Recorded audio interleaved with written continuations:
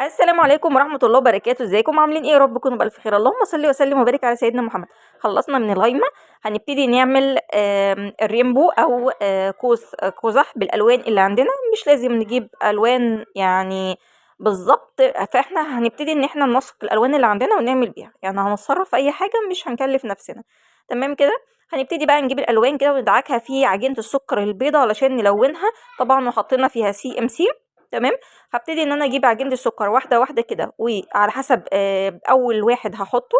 هبتدي اجيب الروز الاول، واجيب اي علبة عندي او اي كوباية او اي حاجة. المهم ان انا اخد الشكل ده كده، عشان خاطر ان عجينة السكر هتنشف، فانا عايزة اخد قد الشكل اللي هو بتاع قزح. مش عايزاه ينشف على الرخامة من غير ما ياخد الشكل. تمام. فهبتدي ان انا بالظبط كده اعمل الوان ورا بعض. دي الالوان اللي انا عملتها، وهبتدي ان انا اسويها كده واحط عليها الغيمه برضو، وده الشكل النهائي. واستنى